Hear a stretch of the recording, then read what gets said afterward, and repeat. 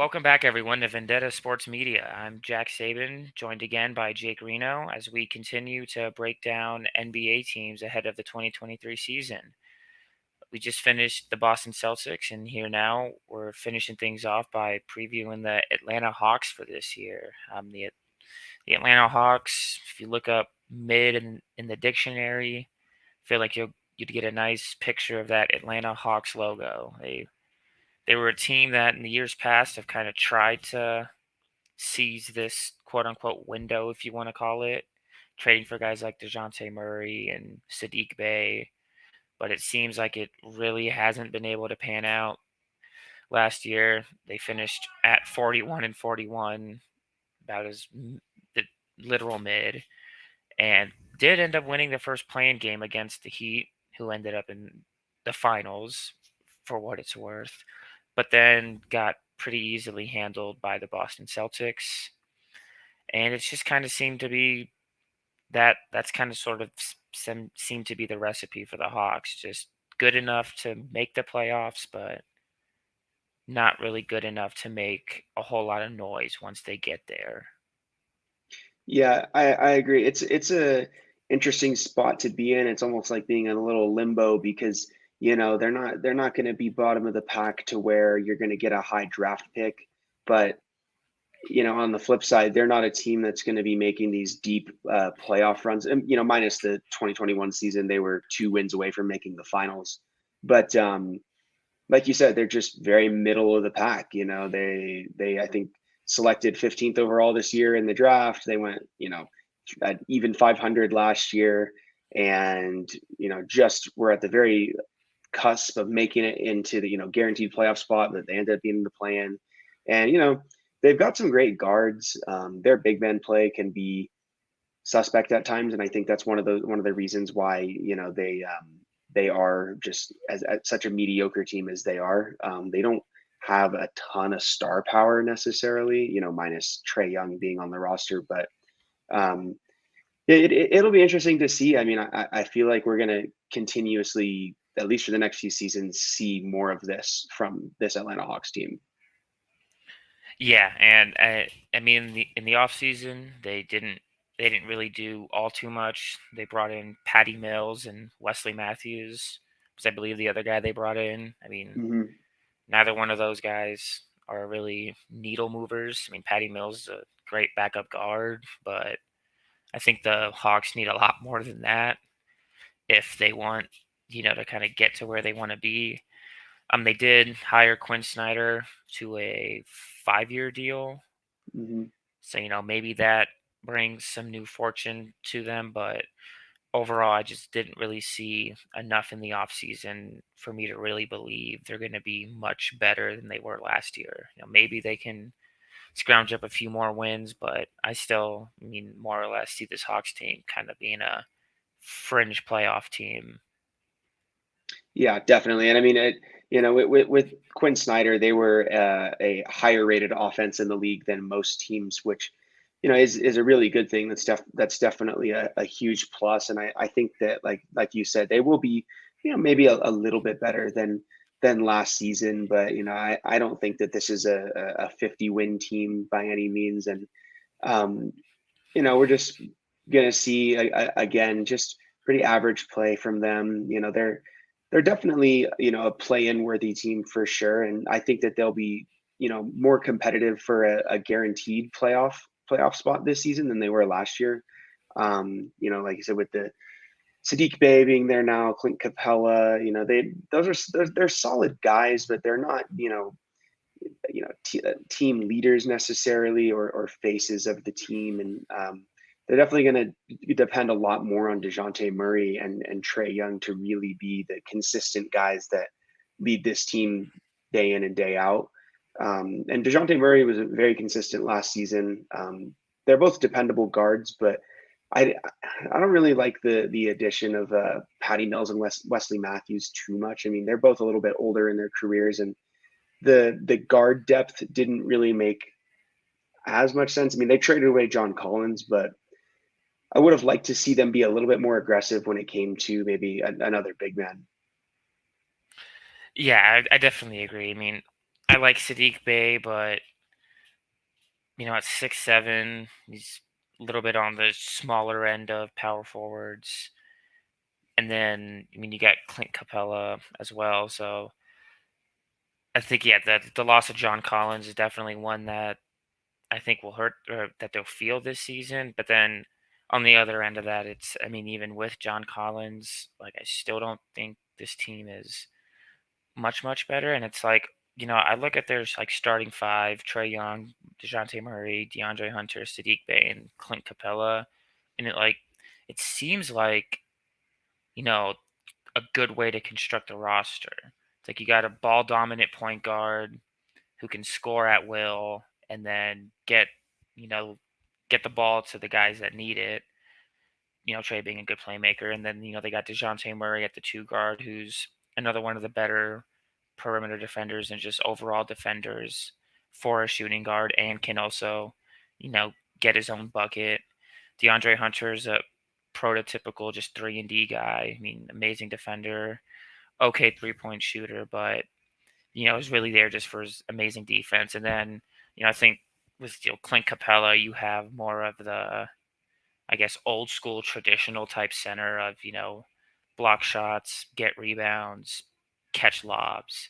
So it's like, when you look at this team, it's like it looks like almost kind of like how you would want to construct a roster, but it just still seems like this team is lacking, kind of like you said, I think just some of the firepower that you see some of these top teams have. Mhm. It's weird to say it. It's almost like I don't know what it is. I can't exactly like put my finger on it, but Trey Young is a star. Obviously, he's a. I think we could consider him a superstar. He's on getting paid $40 million a year. And Dejounte Murray is definitely a star player, but at the same time, I feel like they just lack star power. Also, some of these other teams, they just have like pop when you look at their roster and you watch them play, and I don't really feel that from this team very much, if ever. But they've been good at constructing good rosters. It's just never really been enough to take them all the way. The only reason I feel like they could do a little bit better this year, though, is because some of the teams that finished ahead of them last year, I feel like will regress. The Nets being one of them. That's a team that took that six seed in front of them to get that guaranteed playoff spot last year. Um, the 76ers might run into a little bit of trouble this year too, just with Harden probably leaving, and who's going to replace him if they or when they try to trade him. So I don't know. I feel like they'll end up finishing right around where they did last year, that 6, 7, maybe 8 seed mark. But I know that they're definitely trying to go further, and Trey Young has expressed, how badly he wants to win, but I just don't really see them being capable of it. Yeah, I kind of agree. I think more. I said it earlier. I think they will more or less just kind of be a fringe playoff team, likely be in the play-in again. I do think though their first round pick, Kobe Buffkin. I think if the Hawks want to see significant improvement or a jump in wins, I think he's going to have to kind of be the guy that steps up and cements a real role for himself. Just Mhm. because, like we already touched on, they didn't really add too much else. And there isn't really anyone else on this team that I feel like is gonna like pop in any other way. Even like guys off the bench, like Patty Mills and Bogdan. It's like you kind of know what you're getting with those kind of guys. Same with the Kong Wu. AJ Griffin's another one of those guys who maybe has the potential to kind of step up and kind of cement a bigger role for himself. But I think it's just kind of those younger guys. AJ Griffin and Buffkin, I think, are going to have to kind of step up and establish more of a role if the Hawks are going to want to improve, just because I don't see where else this improvement could come from on this team, really. Yeah, I mean, it kind of does seem like most of the players have kind of hit like roughly their peak when it comes to what they can offer. I mean, Trey Young technically by his standards had a down year last year, and he he still averaged 26 and 10 assists, 26 points and 10 assists a night, very good season. So he'll probably stay around that range or a little bit better. DeJounte Murray will give you 20 a night. DeAndre Hunter give you like 10 to 15, roughly around there. But I feel like one of the most important things this year for them will be their big man play, like we mentioned earlier.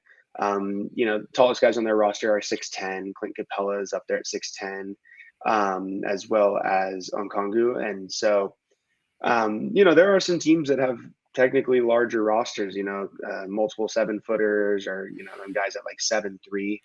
And I feel like it can be a bit hard to compete with that sometimes, and you've got just these absolute bullies on the other side of the ball coming at you like the entire game, and it can really wear you down. But I don't know. I feel like this team at some point may have to free up some space and try to sign a bigger name and just have a more impactful offseason than they did this year. Just very quiet team. They got to do better in the offseason if they really want to, like you said, capitalize on this window of Trae Young and DeJounte Murray. Yeah, I mean, I definitely agree. I kind of said window in air quotes earlier. I don't know how much of a window it really is, but I guess in terms of Atlanta Hawks basketball, this is the closest they've been to a window in terms of having, two star players at the guard position. But other than that, I don't think there's too much else to say with this Hawks team. I think we're both pretty eye to eye in terms of what we think of this team. Mhm. Fringe playoff team. We'll probably end up making the playoffs and Yeah. likely won't make it past the first round. And we'll probably be in the same spot next year talking about them in the same way. Yeah, I agree. I feel like second round is probably the peak for this team. I could see him scrapping together a couple wins in the first round, maybe surprising the team. I mean, they beat the Heat in the play-in last year, and that was a team that went to the finals, right? So, beat the Celtics and beat the Bucks as well, and I think the Knicks too. So, they have the capability to beat teams that are better than them. We've seen it before, and they literally proved that last year. But they just, I think, consistency might be a factor too. Is can they do that 4 times right in a series? And they might be able to pull it off once. I don't see them pulling it off to the finals or the Eastern Conference Finals by any means, um, but yeah, I mean, I think we'll see this consistently inconsistent team, you could almost say, for a couple years. I mean, Trae Young, DeJounte Murray are great and all, but you got to have more than that. Yeah, it's a long, long NBA season. Only time will tell. A lot could happen over the course of an NBA season, as we've all seen in years past. But with that, that concludes our breakdown of the Atlanta Hawks heading into this 2023 season. Make sure to check us out, vendettasports.com. Get up to date on all of sports news around the world, or within America, I guess I should say. Follow us on Twitch, YouTube, and continue to check out our content as the NBA season starting. We're going to have a lot, and it should be an exciting year.